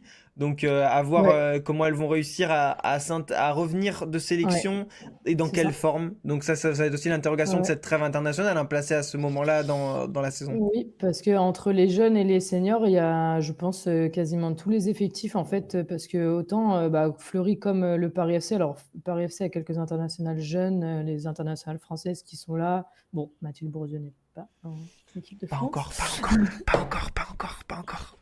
Voilà. Mais voilà, il y a quelques joueuses qui sont enfin, il y a pas mal de joueuses quand même dans les deux clubs, que ce soit dans les sections étrangères et chez les jeunes. Donc c'est vrai que ça va être la grosse question parce qu'elles jouent dès le vendredi pour le coup, comparé aux Parisiennes et aux Lyonnaises qui vont jouer le dimanche soir. Donc voilà, dans quel état elles vont venir. Je ne sais pas exactement où se jouent les matchs des autres nations aussi, mais voilà, il y a aussi le décalage, enfin, faire des déplacements ou quoi que ce soit. Ça Donc à voir, fatigue. mais c'est une affiche assez incroyable. Le PFC avait énormément impressionné contre Lille lors de cette première journée. Pas facile quand tu sors d'un exploit incroyable face à contre une Wolfsburg. équipe, contre Arsenal. Arsenal, oui, pardon. Contre Arsenal, quand tu sors d'un exploit incroyable, pas facile d'arriver contre un promu, tu peux facilement les prendre de haut. Ils ont été très très sérieux.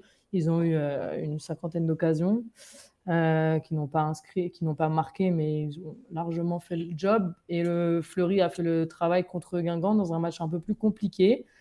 Mais c'était à domicile, c'est déjà sur leur terrain, donc ils vont retrouver leur terrain. Donc à voir, c'est toujours des matchs très rugueux, très tendus, très physiques. Donc c'est une très très belle affiche et on est content d'avoir ça déjà. Et ça sera du coup sur Canal+, sur une des grosses affiches de Canal. En C'est effet, vrai ça que sera, ça ça fait sera plaisir aussi. l'un des deux matchs en prime time sur Canal+, ce Paris FC. Fleury, tu en parlais, Guingamp, Reims, un match aussi intéressant entre deux équipes qui sont 6 et 7e, même si Guingamp a perdu et Reims a gagné. C'est la démarcation entre le haut du tableau et le bas du tableau. Un match qui va se jouer au Rodourou, donc au niveau image, on sera bien aussi. Je suis sûr qu'il y aura des belles photos à faire et des belles vidéos sur ce match-là. Je pense que ça va faire très plaisir. On essaiera d'en parler avec des Guingampaises ou des Rémoises très rapidement, surtout des Guingampaises, je pense, pour cette expérience de jeu au Rodourou. Je pense qu'elles vont réclamer d'autres expériences comme celle-ci. Parce que si elles ont en plus l'appui de supporters qui vont venir les voir, ça pourrait être un beau moment. Oui, oui, c'est sûr. Bah, c'est un bon horaire. J'espère qu'il fera pas un temps dégueulasse en Bretagne à ce moment-là, mais non, c'est un bon horaire et c'est ce qu'on disait un peu, c'est sûr que c'est bien de mettre les grosses affiches. Donc quand elles jouent contre le PSG ou Lyon, de les faire venir dans un gros stade comme le Rodourou et voilà. Mais là, bon, elles ont plus de malchance, en tout cas de malheur, de prendre un gros score contre le PSG ou contre Lyon. Là, c'est un match qui va être vraiment très serré. Deux équipes qui se connaissent très bien, des jeunes joueuses, des habitués du championnat qui sont en développement aussi. Donc ça peut être une très belle affiche et si elles peuvent aller chercher une victoire devant leur public, Elles le ce feront, serait j'en suis sûr. oui, Et j'espère pour elles, justement, qu'elles y arriveront. Bordeaux-Le Havre, choc intéressant entre un promu et une équipe, comme on le disait, en pleine construction, avec sa jeunesse. Deux équipes Alors Le qui. Havre n'est plus un promu. Oui, hein, pardon, qui était promu l'année dernière. On est trop habitués, c'est nos Je- petits promus, mais c'est ça, c'est le petit promu qui a fait des étincelles les étincelles. Oui. lors de la dernière partie de saison, et même toute la saison, hein. Elles avaient fait une grosse saison l'année dernière. Ça va être intéressant de suivre ce match entre deux clubs du coup qui n'ont pas gagné la première journée.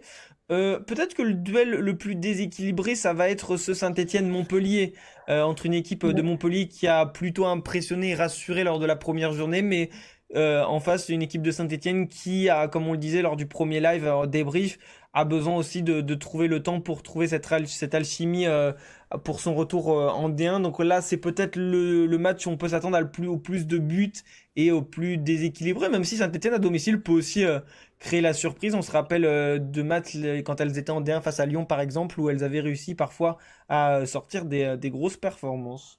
Ouais, même l'année où elles descendent, c'est sûr que bah, dans cette fameuse année-là où elles réussissent une grosse performance contre Lyon, elles ont fait quelques matchs où elles ont perdu à des faibles scores, si je dis pas de bêtises. Donc c'est vrai que euh, moi, Saint-Étienne, c'est encore l'équipe que ouais, j'ai du mal encore à jauger. Je me rends pas compte à quel point elles se sont renforcées pour revenir en D1. Elles ont impressionné en D2, mais on le rappelle assez souvent que le passage des 2 D1, il est très violent, c'est un gros grand écart, on va dire. Donc, à voir ce que ça va donner contre Montpellier. Après, Montpellier, elles sont vraiment très, très bien cette année. Je trouve qu'elles ont fait un gros recrutement. Elles ont montré sur cette première journée-là. Donc, dans la logique des choses, Montpellier est largement favori.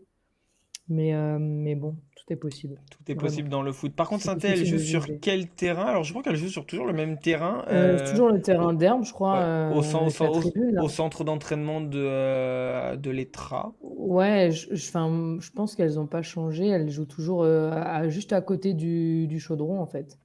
Tout à fait, pour les Jeux de Saint-Étienne. Dijon-Lille, un duel intéressant aussi auquel on va assister à 15 h entre un promu cette fois-ci et Dijon qui avait lutté pour ne pas descendre encore la saison dernière. deux équipes qui peuvent offrir un beau spectacle entre une équipe de Lille joueuse et on a vu Dijon en préparation quand même qui avait montré de belles choses avec, on l'avait dit aussi, mais la confirmation de cadres qui ont prolongé, Morgan Martins ou d'autres et Ouais, Farcock, ouais, non, en vrai, Hélène ils ont eu Farcock beaucoup en de effet. ils Des ont recrues, Elena, ils ont eu beaucoup de, ouais, ils ont eu beaucoup, ils ont eu des recrues. Non, en vrai, Dijon, ça va être intéressant de les suivre. Elles n'ont pas montré un mauvais match contre Montpellier, qui est un énorme adversaire quand même. En fait, c'est intéressant parce que c'est un match très important pour les deux équipes, parce que vraiment, c'est pour c'est la un lutte, concurrent. ouais. C'est vraiment, elles vont vraiment lutter toutes les deux, toutes ces deux équipes-là pour le maintien, normalement. Euh, et elles ont affronté, voilà, Lille a affronté le PFC en premier match, qui est PFC en pleine bourre, et Montpellier et Dijon a joué Montpellier, donc elles ont affronté deux gros dès la première journée, ce qui permet déjà de rentrer dans un certain rythme. Là, elles ont pu travailler pendant la période internationale, donc c'est assez intéressant de voir ce qu'elles vont pouvoir montrer sur le terrain. Et pour le coup, je pense qu'il va y avoir pas mal de tensions et pas mal de tension, je pense, dans la rencontre parce que c'est un match très important pour les deux équipes. Il faut prendre des points sur ce Un genre. match déjà très important dès le deuxième Ouais. match. Et on finit par PSG Lyon. Alors, si toi tu seras au stade du Rodoro pour Guingamp-Reims, moi je serai au Paris Saint-Germain pour voir ce choc entre le PSG et Lyon. Le parc, c'est un peu mon jardin parce que c'est juste à côté de chez moi. Je peux y être assez facilement. Et c'est vrai que j'ai hâte, mais en même temps, j'ai besoin de voir ce match pour avoir un peu les flammes qu'on a eues il y a quelques saisons ou même l'année dernière sur ces PSG Lyon. Même si l'année dernière ça manquait quand même peut-être un peu de comment dire on avait quand même des matchs très serrés avec des petits scores. C'était pas des matchs non plus très étincelants, pardon. Des matchs très tactiques, très physiques. On a eu un match assez déséquilibré Le trophée des lors du championnes. Trophée des Championnes, avec un Paris Saint-Germain qui était clairement pas en capacité de répondre à cette formation lyonnaise. Donc ça va être intéressant de voir. J'espère assister à un gros match. J'espère que les supporters parisiens vont répondre présents et que elles pourront les Parisiennes compter sur leur public pour ce match parce que c'est vrai que si on voit Lyon gagner encore là bah, je pense que même si les playoffs relancent un peu l'intérêt de ce championnat en fin de saison ça pourrait apporter un peu une petite saveur en moins si voilà on sent que Lyon est vraiment au-dessus quoi. Oui, bah, c'est sûr que sur le papier, Lyon est une équipe qui impressionne beaucoup plus que le Paris Saint-Germain. Ça, c'est une certitude. Le recrutement de Lyon a été impressionnant, on l'a assez dit. Maintenant, voilà, elles vont revenir toutes de la trêve internationale. PSG va jouer au Parc des Princes. On sait de quoi elles sont capables quand elles jouent au Parc des Princes. Donc voilà, j'attends vraiment que la présence du public, mais que ce soit le public parisien et le public lyonnais. J'espère vraiment que les Lyonnais vont pouvoir se déplacer en nombre et qu'ils auront l'autorisation de pouvoir se déplacer en nombre aussi. Je ne sais pas trop comment ça se passe pour ce match-là. Mais voilà, on attend une belle ambiance, une belle soirée de football. C'est quand même notre grosse affiche internationale. En tout cas, on sait qu'elle est regardée dans le monde entier. Tous les suiveurs de football féminin suivent cette rencontre. Donc, on espère qu'elle sera explosive, qu'elle sera belle et qu'elle pourra faire vendre des unes Arkema. Parce qu'en effet, c'est un match en plus en prime time sur Canal à 21h, sur les C'est ça, en fait. sur les antennes de Canal. Donc ça sera intéressant de voir et qu'il y a un beau match pour vendre cette D1 Arkema. Vous pensez que la Cup sera présente dimanche? Je pense, j'espère. J'espère. Non, je serai pas en bord terrain, j'ai pas d'accès privilégié sur ce genre de match. Donc je serai avec tous les autres journalistes en tribune de presse. Mais peut-être que sur ce match, on pourra se refaire un avant-match avec les supporters autour du stade et tout. C'est vrai que on l'avait fait à la Coupe du Monde, mais ça sera possible peut-être de le refaire parce que dimanche, je pense que j'aurai le temps avant le match. Voilà cette journée, ça va être encore bien là. On a une belle journée de D1. Peut-être faire rapidement un tour en D2 pendant 5 minutes, voir peut-être les affiches qu'on va pouvoir suivre. On en parlera dès la semaine prochaine hein, de la D2 Ouais. féminine avec du coup l'équipe de France qui ne sera plus d'actualité entre guillemets. Euh, hop. Alors on a un Le Mans Rodez, Nantes, Nice, Marseille, Metz, Orléans, Albi, Thonon, Strasbourg et Lens Montauban. Si je te demandais de retenir une ou deux affiches sur cette journée. Bah, moi, c'est facile, je vais être à une des affiches. Donc, je serai dimanche à Nantes-Nice. Donc, grosse affiche, j'espère.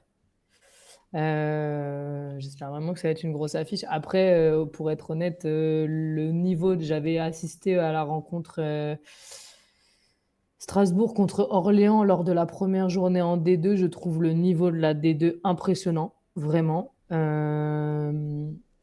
Vraiment, enfin, je trouve que c'est enfin, merci d'avoir passé cette D2 à 12 équipes. Et le niveau des équipes est assez incroyable. Les effectifs se sont vraiment renforcés, tous autant qu'ils sont. Donc, il y a eu 29 buts lors de cette première journée. Il y a eu des scores assez C'est vrai que incroyables. 29 buts, c'est quand même incroyable. Ça a été de la folie. Le niveau de jeu entre Strasbourg et Orléans, bah, franchement, ça jouait très bien. C'était un très, très beau match. Donc, et des deux équipes d'ailleurs, malgré le score. Donc, on attend beaucoup. Je pense que Nantes aura pas mal de supporters présents. En fait, c'est super beau d'avoir une D2 où en fait, tu vas avoir des Marseille, Nantes, des Lens-Nice, des Strasbourg. Enfin, en fait, tu as des vrais Des noms, des vrais vraies chocs, ouais. affiches, des gros chocs qui arrivent. Et voilà, et les joueuses répondent présents. Franchement, c'est une très, très belle, Donc on a c'est une bien très, très compris belle D2, ce, ouais. ce Nantes-Nice, Nantes et Nice qui ont, enfin Nantes qui a gagné, Nice qui a perdu lors de la première journée. Un deuxième, peut-être un Marseille-Metz, Ouais, Marseille-Metz, non? parce que Metz, ils ont perdu Ou une grosse, Un une gros- Montauban-Lens, deux une équipes qui ont grosse gagné. surprise. C'est ça en fait, parce que Marseille, alors Marseille pour moi va jouer la montée. Marseille s'est renforcé. On les a vus en préparation contre des clubs de D1. Ils ont montré de bonnes choses, donc ça va être un club qui va vraiment jouer la montée. Et Metz, c'est un club qui a perdu beaucoup de joueuses, mais qui a fait un recrutement, mais qui a quand même perdu beaucoup de joueuses. Donc, à voir, c'est pour ça, je pense qu'elles ont eu du mal sur le premier match. Je pense qu'il y a encore quelque chose qui doit se créer un peu dans le collectif. Donc, c'est une belle affiche aussi. Effectivement, le Lens Montauban. Montauban est impressionnant en vrai. Montauban, c'est une équipe qui, Il va même l'année falloir en dernière, parler de Montauban. On n'a pas reçu de joueuse l'année dernière mais de non, on n'a pas Montauban. reçu le jeu de Montauban. Et en plus, il y a Mélinée Lepareux, ancienne gardienne de la VGA Saint-Maur, que je connais bien, qu'on avait suivi aussi, qui est Eh là-bas. ben Non, Nathalie, prends ton mais, téléphone, passe des coups mais de fil. Invite, non, on invite va toutes le les joueuses. laisser. Invite toutes les Non, joueuses de mais Montauban. Allez, je crois qu'on peut, sur le stream, on peut être à 8. Si tu peux inviter 6 joueuses en même temps. en plus, elles vont jouer sur le terrain où lors de la Amos WFC qui se jouait à côté de Toulouse, l'Atlético Madrid féminin s'était entraîné au complexe et j'avais pu rencontrer le club aussi. C'est un club qui travaille beaucoup. Alors, c'est pas un grand nom, donc c'est pour ça qu'on en parle moins que Lens, Strasbourg, Marseille, Nantes, Nice, tout ça, mais c'est un club qui travaille bien et elle le prouve vraiment. C'est un peu comme Thonon et Vian, qui sont des clubs C'est vrai. qui font des bons résultats, qui montrent de belles choses, et on connaît quelques joueuses qui jouent dans ces clubs-là, qui étaient au mondial militaire, avec qui on a pu discuter aussi. Donc, non, franchement, toutes les affiches en D2 sont belles. Parce que même l'US Orléans-Albi, Orléans a pris une grosse déroute en termes de score contre Strasbourg, mais a montré de belles choses dans le jeu. Et Albi a fait un match assez impressionnant contre Nantes avec un score 5-3, beaucoup de buts. Donc pareil, j'ai hâte de voir ce que ça va donner en termes de résultats. Et voilà, Rodez, Clément, Ah, Rodez, je t'ai lancé. il y a une certaine Sophie Weiss qui a signé là-bas. C'est un club, pour y aller, il faut traverser la France, il faut traverser le monde, changer de passeport, tellement c'est mal desservi, mais c'est un club qui travaille bien aussi, c'est un club qui a connu la D1. Donc voilà, contre Le Mans qui a surpris tout le monde l'année dernière, pourtant c'était un promu. Écoute, Clément, on peut en parler pendant des heures de la D2. Vous voyez Tchad. J'ai dit à Nathalie, il faut choisir un ou deux matchs. On a fait tous les matchs. Mais ouais. Avec une analyse en 10 secondes de chaque match, de l'enjeu et de l'état de forme. Nathalie, c'était parfait. Je pense qu'on a tous envie d'aller à Rodez pour accompagner les joueuses durant leur trajet du bout du monde jusqu'au Mans. La D3 ou X69, Et la D3. Alors, ne lancez pas sur la D3 parce que mais la D3, il y a Célène qui a ouvert son c'est vrai. compteur de but du Avec côté de Toulouse Toulouse. et Toulouse Mais qui a trouvé sinon, la victoire, ouais. pour dire juste un mot sur la D3, parce qu'on les oublie pas quand même, parce qu'en plus il y a Brest, tout ça. Je vais faire une petite passe décisive après en parlant de Brest. Mais sur la D3, on aura une photographe qui pourra nous faire quelques clichés assez sympas de La Roche-sur-Yon qui va jouer ce week-end en D3. Alors, je ne sais plus contre qui elle joue, je ne veux pas dire de bêtises. Je n'ai pas suivi les matchs du week-end, mais voilà, elle sera présente. Donc, on fera une petite publication. Vous verrez un petit peu d'informations sortir sur la D3. Mais on a avoué que quand même, ça va être difficile de suivre la D3 cette année, étant donné qu'on veut vraiment mettre le maximum sur le reste. Et du coup, j'en profite juste pour faire la passe décisive, Clément, parce que du coup, en D3, il y a une joueuse qui joue à Brest qu'on avait reçue l'année dernière dans nos lives Twitch, qui du coup sera présente demain. Donc son nom c'est Alexandra Atamaniuk, qui du coup sera présente demain à Clairefontaine, là où nous serons, parce que pour vous informer, depuis aujourd'hui, il s'est passé quelque chose d'assez incroyable. C'est le premier rassemblement de l'histoire de l'équipe de France féminine de futsal. Et nous serons présents demain auprès des joueuses pour assister à leurs 2 entraînements, parce qu'elles ont 2 entraînements dans la journée, et pour avoir quelques moments avec les joueuses, interview pour discuter avec le coach et plusieurs joueuses, voilà, qui viennent un peu de la France entière. Vous aviez pu voir une liste sortir avec une pré-liste. C'est un peu comme un rassemblement détection, on va dire. Elles sont nombreuses et elles joueront leur premier match dans les mois à venir en France. On ne sait pas encore le lieu du match, je crois, mais ça sera en France. Elles joueront leur premier match de l'histoire de l'équipe de France féminine de futsal, et ça fait plaisir de voir ce genre d'évolution. Ouais, c'est une belle étape pour le foot féminin aussi. Ouais. C'est comme ça que des vocations vont se créer. Alors pour le foot, parfois 11 à 7, à 13 ou au nombre qu'on veut y jouer. Donc c'est très bien. Et en effet, Nat, merci pour cette passe décisive. Pour finir un peu ce live, on essaiera de vous faire découvrir un peu les joueuses, le sélectionneur qu'on connaît peu. Et qui est juste mais qui lui connaît très bien le futsal. Pierre-Étienne Desmilliers, le nouveau sélectionneur de cette équipe de France féminine de futsal. Donc voilà, ça c'est un peu pour les prochains jours. Ce qu'on va pouvoir faire et ce qu'on va pouvoir ramener pour Footeuse aussi. Merci à tous ceux qui ont été présents sur le chat, Tibbs, Muchu et j'en oublie, Cosmorion, GDCO. Si vous êtes encore là, merci Tist aussi. Et encore une fois, merci Nat d'avoir été. On se revoit dès demain, nous, pour ce beau projet de contenu autour de l'équipe de France féminine de futsal, et on se retrouvera aussi peut-être bientôt pour parler de l'équipe de France que, je le rappelle, joue demain à 18h30. Salut tout le monde. Du coup, bonne soirée. J'attendais Nat que tu dises bonne soirée au chat, mais c'est pas grave. Moi je t'écoutais, je suis désolée, moi je t'écoutais. Je vois que tu me laisses parler. Du coup, tu veux dire bonne soirée au chat ou... Bonne soirée tout le monde, mais ils savent très bien que je leur souhaite une bonne soirée. Salut tout le monde, on se retrouve très bientôt, et comme d'habitude, vous connaissez à la musique, vous connaissez à la chanson. Vive le foot féminin, vive Footeuse et vive l'équipe de France. Salut à tous, bonne soirée. Salut.